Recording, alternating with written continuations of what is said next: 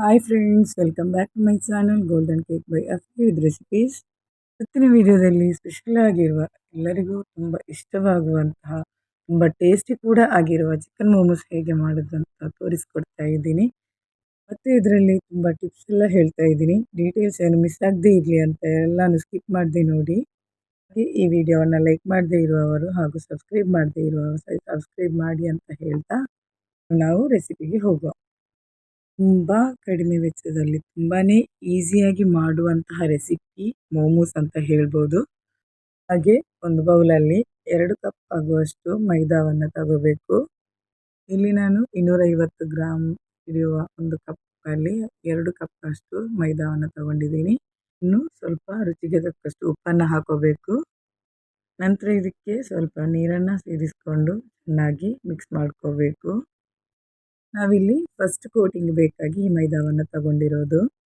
ನೀವು ಇದನ್ನು ಮೈದಾ ಹಿಟ್ಟು ಇಲ್ಲ ಅಂದರೆ ಗೋಧಿ ಹಿಟ್ಟಿನಿಂದ ಕೂಡ ಯೂಸ್ ಮಾಡಿ ಇದನ್ನು ರೆಡಿ ಮಾಡ್ಕೋಬಹುದು. ಆದರೆ ಸ್ವಲ್ಪ ಟೇಸ್ಟ್ ಜಾಸ್ತಿ ಸಿಗೋದು ಮೈದಾ ಹಿಟ್ಟಿನಿಂದ. ನಾವಿಲ್ಲಿ ಅಂಗಡಿಯಲ್ಲಿ ಸಿಗುವ ಅದೇ ಟೇಸ್ಟಲ್ಲಿ ಸಿಗಬೇಕಂದ್ರೆ ನಮಗೆ ಮೈದಾ ಹಿಟ್ಟಿನಲ್ಲಿ ನಾವು ಇದನ್ನು ಮಾಡ್ಕೋಬೇಕು. ಗೋಧಿ ಹಿಟ್ಟಿನಿಂದ ಮಾಡೋದ್ರಿಂದ ಸ್ವಲ್ಪ ಟೇಸ್ಟ್ ಚೇಂಜ್ ಬರ್ತದಂತ ಅಷ್ಟೇ. ನೆಕ್ಸ್ಟ್ ಇದಕ್ಕೆ ಸ್ವಲ್ಪ ಸನ್ಫ್ಲವರ್ ಆಯಿಲನ್ನು ಹಾಕೋಬೇಕು. ಆಯಿಲನ್ನು ಹಾಕಿದ ನಂತರ ಚೆನ್ನಾಗಿ ಹೀಗೆ ಮಿಕ್ಸ್ ಮಾಡಿ ನಂತರ ಇದನ್ನು ಒಂದು ಅರ್ಧ ಗಂಟೆ ಹಾಗೆ ರೆಸ್ಟ್ ಮಾಡಲಿಕ್ಕೆ ಬಿಡುವ. ಇನ್ನು ಇದರ ಫಿಲ್ಲಿಂಗಿಗೆ ಬೇಕಾಗಿ ನಾನಿವಾಗ ಇದರಲ್ಲಿ 150 ಗ್ರಾಮ್ನಷ್ಟು ಚಿಕನನ್ನು ತಗೊಂಡಿದ್ದೀನಿ. ಮತ್ತು ನಾನಿಲ್ಲಿ ಬಾನ್ಲೆಸ್ ಚಿಕನನ್ನು ತಗೊಂಡಿದ್ದೀನಿ. ಚಿಕನ್ ಮೋಮೋಸ್ ಮಾಡ್ಕೊಳ್ಳುವಾಗ ಬಾನ್ಲೆಸ್ ಚಿಕನನ್ನು ತಗೋಬೇಕು. ಚೆನ್ನಾಗಿ ಇದನ್ನು ವಾಶ್ ಮಾಡಿ ಬೇಯಿಸ್ಕೋಬೇಕು. ನಾನಿಲ್ಲಿ ಒಂದು ಪ್ಯಾನನ್ನು ತಗೊಂಡಿದ್ದೀನಿ. ಅದಕ್ಕೆ ಸ್ವಲ್ಪ ನೀರನ್ನು ಹಾಕೋಬೇಕು. ನಂತರ ಇದಕ್ಕೆ ಚಿಕನನ್ನು ಹಾಕೋತಾ ಇದ್ದೀನಿ.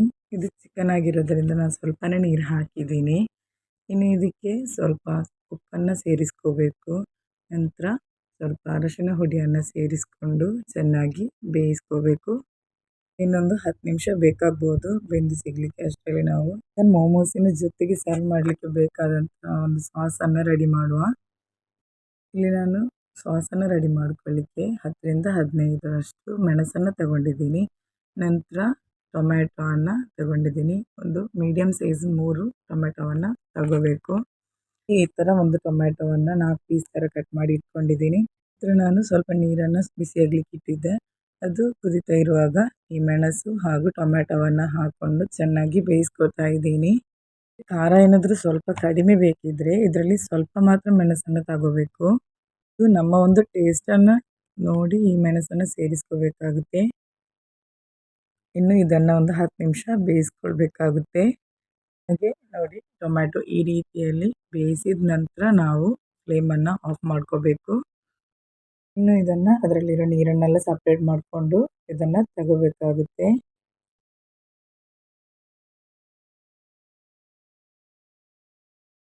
ಇನ್ನು ಇದು ಸ್ವಲ್ಪ ತಣ್ಣಗಾಗಬೇಕು.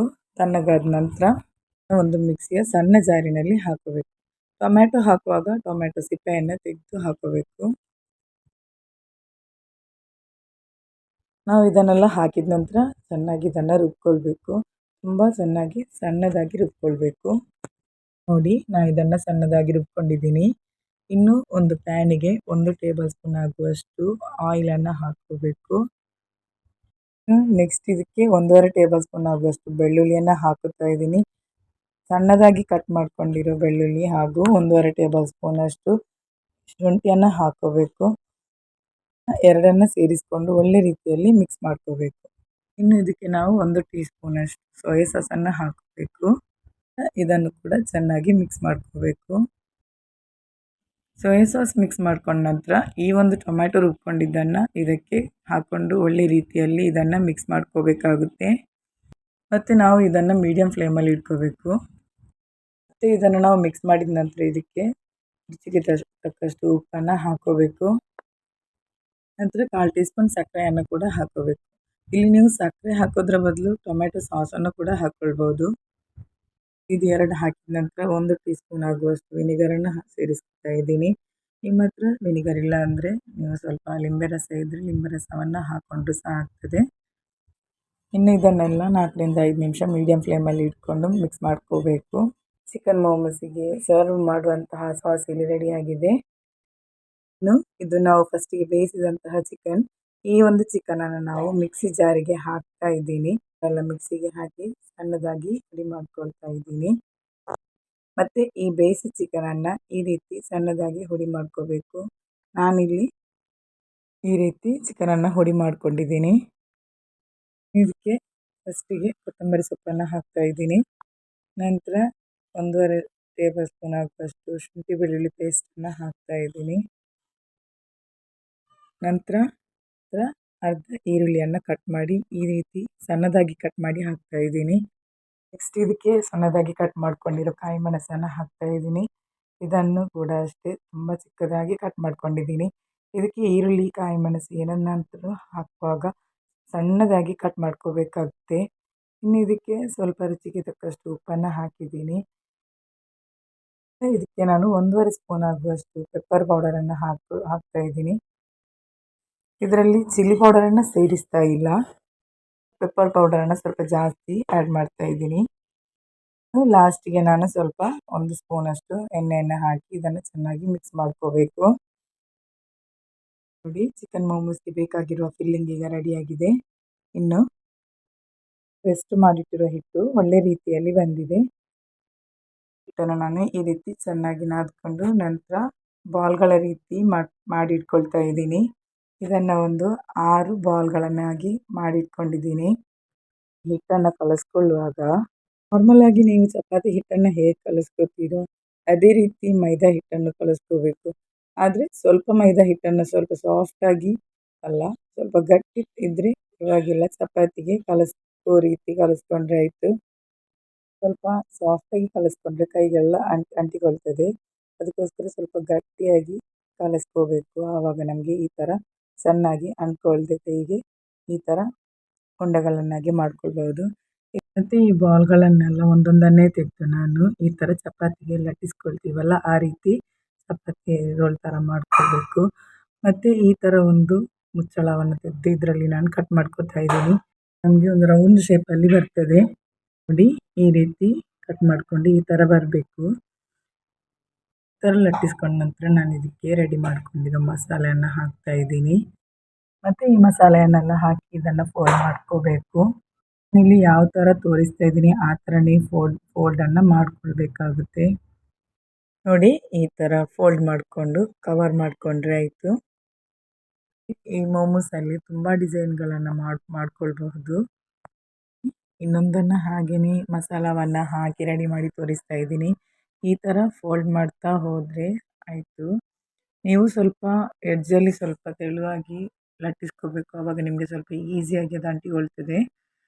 ಇನ್ನು ನಾನು ಈ ಥರ ಎಲ್ಲವನ್ನು ಕೂಡ ಹಾಗೆಯೇ ಲಟ್ಟಿಸ್ಕೊಂಡು ಈ ಥರ ಮಸಾಲವನ್ನೆಲ್ಲ ಹಾಕಿ ಫೋಲ್ಡ್ ಮಾಡಿ ಈ ಥರ ಇಟ್ಟಿದ್ದೀನಿ. ಇನ್ನು ಇದನ್ನು ನಾವು ಸ್ಟೀಮ್ ಮಾಡ್ಕೋಬೇಕು. ಹಾಗಾಗಿ ನಾನು ಇಡ್ಲಿ ಮಾಡುವ ಪಾತ್ರೆಯಲ್ಲಿ ನಾನು ನೀರಿಟ್ಟಿದ್ದೀನಿ. ಈ ಥರ ಒಂದು ಪಾತ್ರೆ ಇಡ್ಲಿ ಪಾತ್ರೆಯಲ್ಲಿ ಬರ್ತದೆ, ಅದರಲ್ಲಿ ನಾನು ಹೀಗೆ ಮೋಮೋಸನ್ನೆಲ್ಲ ಇಟ್ಕೊಂಡಿದ್ದೀನಿ. ಇಲ್ಲಿ ಸ್ವಲ್ಪ ಮೋಮೋಸನ್ನು ತೆಗೆದಿಟ್ಕೊಳ್ತಾ ಇದ್ದೀನಿ ಫ್ರೈ ಮಾಡಲಿಕ್ಕೆ. ನಾನು ಈ ವಿಡಿಯೋದಲ್ಲಿ ನಿಮಗೆ ಫ್ರೈ ಕೂಡ ಮಾಡಿ ತೋರಿಸ್ತಾ ಇದ್ದೀನಿ. ಇದನ್ನು ಈ ಸ್ಟೀಮಲ್ಲಿ ಇಟ್ಟು ಮುಚ್ಚಳವನ್ನು ಮುಚ್ಚಿ ಇನ್ನು 10ರಿಂದ 15 ನಿಮಿಷ ಇಟ್ಟರೆ ಸಾಕು. ಇದನ್ನು ಮೀಡಿಯಂ ಫ್ಲೇಮಲ್ಲಿ ಇಟ್ಟು ಬೇಯಿಸ್ಕೋಬೇಕು. ಯಾವುದೇ ಕಾರಣಕ್ಕೂ ಮಧ್ಯದಲ್ಲಿ ಮುಚ್ಚಳವನ್ನು ಓಪನ್ ಮಾಡೋಕ್ಕೆ ಹೋಗಬೇಡಿ ಆಯಿತಾ. ನಾನಿವಾಗ 15 ನಿಮಿಷ ಬಿಟ್ಟು ಓಪನ್ ಮಾಡ್ತಾ ಇದ್ದೀನಿ. ನೋಡಿ ಎಷ್ಟು ಪರ್ಫೆಕ್ಟಾಗಿ ಮೋಮೋಸ್ ರೆಡಿಯಾಗಿದೆ ಅಂತ. ಈ ಬಿಸಿ ಬಿಸಿ ಮೋಮೋಸನ್ನು ಖಾರವಾಗಿರೋ ಸಾಸ್ ಜೊತೆ ತಿಂತಾ ಇದ್ದರೆ ಟೇಸ್ಟೇ ಬೇರೆ. ನೆಕ್ಸ್ಟ್ ನಾವು ಸ್ವಲ್ಪ ತೆಗೆದಿಟ್ಟಿದ್ವಲ್ಲ ಅದನ್ನು ಫ್ರೈ ಮಾಡ್ಕೊಳ್ಬೇಕು. ಅದು ಹೇಗೆ ಮಾಡ್ಕೊಳ್ಳೋದಂತ ನೋಡೋಣ. ನಾನಿಲ್ಲಿ ಒಂದು ಪಾತ್ರೆಯಲ್ಲಿ ಎಣ್ಣೆಯನ್ನು ಹಾಕಿದ್ದೀನಿ. ಎಣ್ಣೆ ಬಿಸಿಯಾದ ನಂತರ ಇದಕ್ಕೆ ನಾವು ರೆಡಿ ಮಾಡ್ಕೊಂಡಿರೋ ಮೋಮೋಸನ್ನು ಹಾಕ್ಕೋಬೇಕು. ನಾನಿಲ್ಲಿ ಮೋಮೋಸನ್ನು ಒಂದೊಂದನ್ನೇ ಹಾಕ್ತಾ ಇದ್ದೀನಿ. ನಾವು ಇದನ್ನು ಫಸ್ಟು ಮೀಡಿಯಂ ಫ್ಲೇಮಲ್ಲಿ ಇಟ್ಕೊಂಡು ಫ್ರೈ ಮಾಡ್ಕೋಬೇಕು.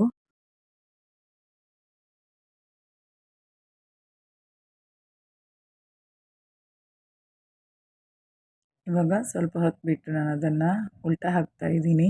ಹೀಗೆ ಮಾಡ್ತಾ ಮೀಡಿಯಂ ಫ್ಲೇಮಲ್ಲಿ ಇಟ್ಕೊಂಡು ಇದನ್ನು ಫ್ರೈ ಮಾಡ್ಕೋಬೇಕು. ಹೀಗೆ ಬ್ರೌನ್ ಕಲರ್ ಬರ್ತದೆ ಅಷ್ಟರವರೆಗೆ ನಾವು ಫ್ರೈ ಮಾಡ್ಕೋಬೇಕು. ಇಲ್ಲಿ ನಾನು ಫ್ರೈ ಮಾಡಿ ಆಯಿತು. ಅದನ್ನು ತೆಗೆದು ಪಾತ್ರೆಗೆ ಹಾಕ್ತಾ ಇದ್ದೀನಿ. ನೋಡಿ ಎಷ್ಟು ಕ್ರಿಸ್ಪಿಯಾಗಿ ಬಂದಿದೆ ಅಂತ. ಈ ವಿಡಿಯೋದಲ್ಲಿ ನಾನು 2 ಟೈಪಲ್ಲಿ ಮೋಮೋಸ್ ಹೇಗೆ ಮಾಡೋದಂತ ತೋರಿಸ್ಕೊಟ್ಟಿದ್ದೀನಿ. ಹಾಗೂ ಅದರೊಟ್ಟಿಗೆ ಖಾರವಾಗಿರೋ ಸಾಸನ್ನು ಕೂಡ ಹೇಗೆ ಮಾಡೋದಂತ ತೋರಿಸ್ಕೊಟ್ಟಿದ್ದೀನಿ. ಹಾಗಿದ್ರೆ ಫ್ರೆಂಡ್ಸ್ ನಿಮಗೆ ಇಷ್ಟ ಆಯ್ತು ಅಂತ ಅನ್ಕೊಳ್ತೀನಿ ಈ ವಿಡಿಯೋ. ಖಂಡಿತವಾಗ್ಲೂ ಈ ರೆಸಿಪಿನ ನೀವೆಲ್ಲ ಎಂಜಾಯ್ ಮಾಡಿದ್ದೀರ ಅಂತ ಅನ್ಕೊಳ್ತೀನಿ. ಹಾಗೆ ನಿಮ್ಮ ಅನಿಸಿಕೆಗಳನ್ನು ಕಮೆಂಟ್ ಬಾಕ್ಸಲ್ಲಿ ಕಮೆಂಟ್ ಮಾಡಿ. ಈ ರೆಸಿಪಿ ಇಷ್ಟ ಆದರೆ ಲೈಕ್ ಆ್ಯಂಡ್ ಶೇರ್ ಮಾಡಿ. ಹಾಗೆ ಮತ್ತಷ್ಟು ಸೂಪರ್ ಆಗಿರುವ ರೆಸಿಪೀಸ್‌ಗಾಗಿ ಈ ನಮ್ಮ ಚಾನಲನ್ನು ಸಬ್ಸ್ಕ್ರೈಬ್ ಆಗಿ.